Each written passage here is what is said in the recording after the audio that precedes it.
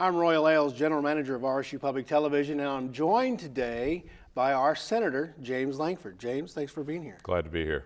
Well, let's get right into it. The presidential race is afoot.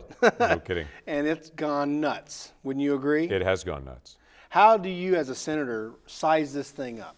Well, first thing I try to do is keep my own staff and everyone on focus. We have a job to do. That's our constitutional responsibility. We're going to do our job and try to stay on focus and not get distracted with all the rest of the chaos that's happening around in the presidential race. I do grieve for folks that are 18, 19, 20, that many of them, this is the first election they've ever voted in, as they're trying to scan out candidates on both sides of it. And just the chaos that has occurred in this race. For people to look at it and say, is this what every presidential race is like? And I would tell them, I'm 48 years old, no, this is not what they're all like. This one's a different dynamic, and the country's mad, and in some ways they're mad about things that are legitimate, and some things they're mad about things that are legitimate, but they don't know how to fix it, and I get it. And so they want to be able to just step in and say, what can we do and how can it be done? So I'd say, for me, the biggest issue is the tone and the tenor of the race. The words that are being used, how things are being thrown around. It's flippant, it's divisive, and it's not the way that our country should actually function through real disagreement. And you're right, because your colleague Cruz yesterday said that he wanted to basically profile Muslims, but then today he clarified that by saying what I meant was I want everybody, what everybody should be looking at is to increase law enforcement, increase military efforts, and increase police presence. Right. Now, I don't know if that's really profiling or not, Right. but you're going after a subgroup that may or may not be hostile. Right. So how do you take a look at that? So the balance of it in a law enforcement, I serve on the Intelligence Committee and the Homeland Security Committee. He does have a point in the sense that if you're going to actually break into a community and to say, where are the good actors, bad actors? The vast majority of the Muslim community are great Americans and very committed to who we are as a country. There are bad actors, and we can all admit that. What happened in San Bernardino, and we saw that all come out in the nation, what's happened in Boston, what's happened in other places, there are bad actors in the mix. The best way that you can do that is to have community policing. It's the same model in every single place. It happens on a campus as well. One of the main functions of campus police is to be present, but to also develop relationships with students. So if there is a bad actor, a student has a relationship with someone that's at campus police to be able to say, hey, there's a problem, I think, in this dorm room. The police don't go search dorm rooms, but they find out when things happen, and they're aware of it based on relationships. If you have police that are doing community policing in Muslim neighborhoods, a lot of those Muslim families don't want those bad actors in their community either. But they're not going to actually talk about it unless there's a relationship there. But do you see the rhetoric going to the point where we did in World War II with the internment camps with the Japanese? It was absolutely awful. I mean, could we be going that direction with the way we're talking? No, we can't ever go that direction as a country. And that is up to Congress to be able to push back on any recommendation to say, no, we're not going to be a nation that interns people based on the country they were born in or their religious beliefs or their background or ethnicity. That is absolutely absurd to us as a nation to do that. Community policing is a good thing. It's done in every part of the country, and it's a wise thing to do. But just judging all people based on their faith or based on their background is an awful thing to do.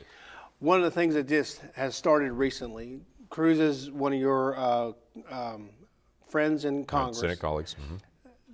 But the Senate hasn't been behind him. Right. They're just now starting to get behind him, almost as if, well, he's the lesser of two evils, right? I mean, that seems to be the way it's going. Why? Why is it going that direction?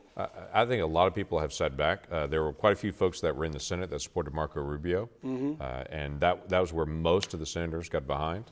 I've stayed out of the race entirely, and I've just said I'm not going to endorse on any candidate. All the candidates have reached out to me and wanted to be able to have me support them in some way, and I've just said I'm going to stay out of it. I think Americans are smart enough to make their own decisions on this. There's been one senator that has stepped behind Ted Cruz, and he did that only a week and a half ago. That was Mike Lee from Utah. He's a great guy. He did that right before the Utah caucus, which was an appropriate time for him to be able to do that. But there's been no other groundswell to be able to come in. But people make their own decisions. Now that it's down to 3 candidates on the Republican side, you'll begin to see additional coalescing. But no one really knows which direction this is going. I mean, that's the scary part. No one has any idea where this is going. Now, you're staying out of it, but at some point, you're going to vote for somebody. I am. Is that going to be the nominee? Are you going to support whoever the Republicans throw out there, whether you like them or not? I mean, that seems to be the discussion that all political leaders are faced with. Right. Well, I got to support my party's nominee. Well, do you really have to do that? No. No, you don't really have to do that. You do have to vote at the end and be able to make your own decision on what you choose to do. My issues, for instance, with Trump, it's been no secret. I've had that conversation with multiple people. I don't like the tone. I don't like the rhetoric. I don't think that's how you carry it. I don't think the model that you pass on to the next generation of saying this is how we disagree about issues.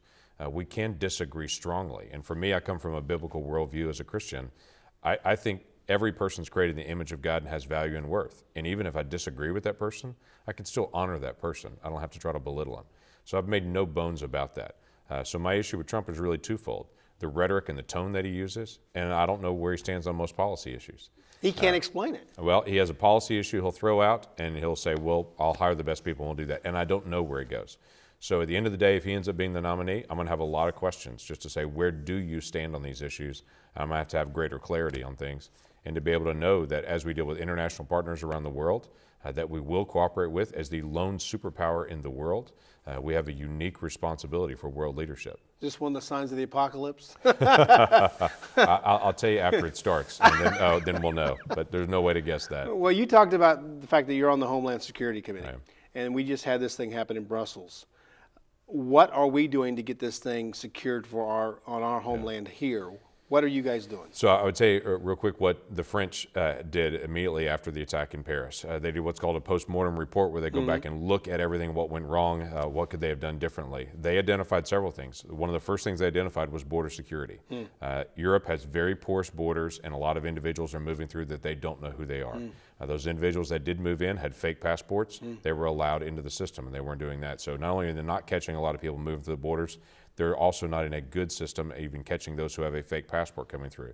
They're also not communicating in their intelligence operations, nation to nation, sometimes even city to city. They have these silos of information and they're not sharing it. Well, that's what we faced after 9/11, that we determined when we were attacked, we had silos of information within the federal government. We saw it, but no one could put the pieces together. So one of the things that we can do to help them is that we can aggressively help them learn what we learned after 9/11.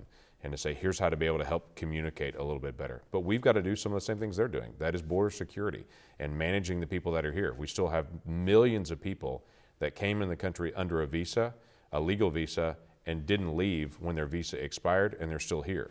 I met with the State Department leadership about 3 weeks ago.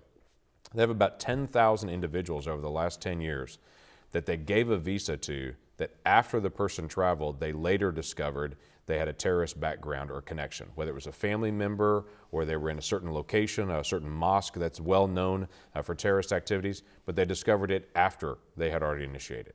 So then they had to go back and revoke a visa and go through that process. We've got to get better at the front end rather than saying, oops, they're already here, let's revoke it. You see that a year by year process? I do. I see that's an incremental process of just getting better at it. I think we have to be more diligent. I think there are ways that we can identify individuals that want to be able to come here based on positive identification, just than lack of negative information, which is how we do a lot of it. A lot of it we say if they're not in a terrorist watch list, we assume they're okay.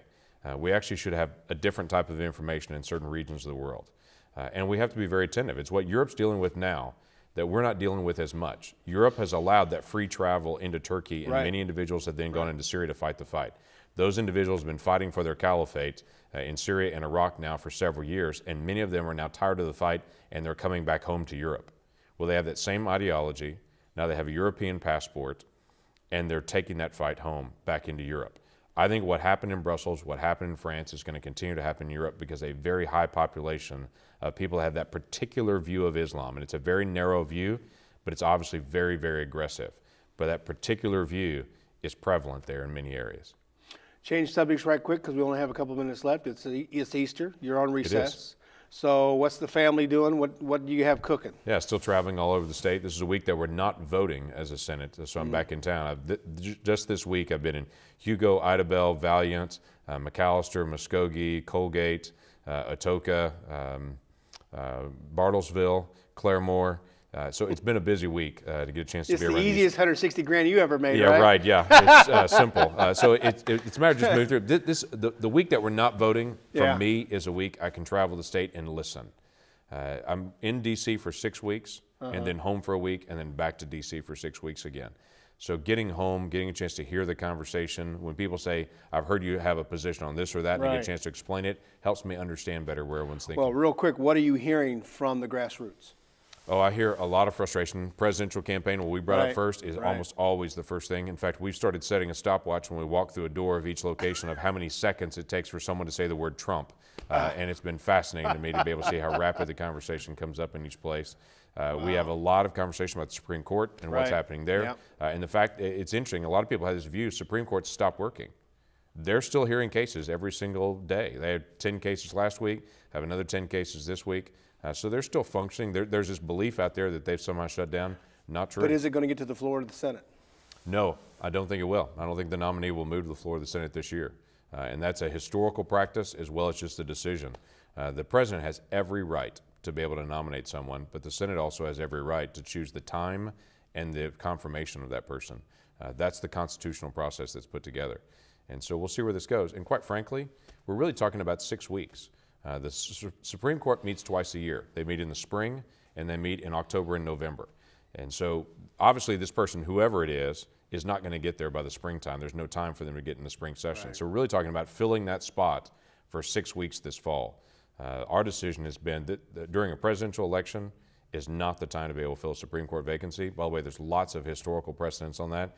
Democrats even did that in 1968 right. When LBJ, as a Democrat president, wanted to nominate someone in his last year. Democrat Senate said no, not in an election year, and blocked him. Richard Nixon was then elected, and then Nixon had the pick for the Supreme Court. It's fascinating to be able to watch, but this is not something new, but it does become very contentious just because of the election process. 10 seconds left. It's Easter. You're a good Baptist boy, so what do you want to say to the folks? I do want to challenge people to actually get to church. There are a lot of folks that used to go to church that drop out. Easter time is a great time to be able to reconnect. Churches are well open. It's a great time to celebrate a risen Savior. A lot of early sunrise services. Yeah, sunrise services, and for college students, there's also services at 11 a.m. right. as well. So. Like me. Well, thanks for being here. Absolutely. I Glad to do appreciate it. We'll be back in a minute. Sam's up next with State Senator Marty Quinn.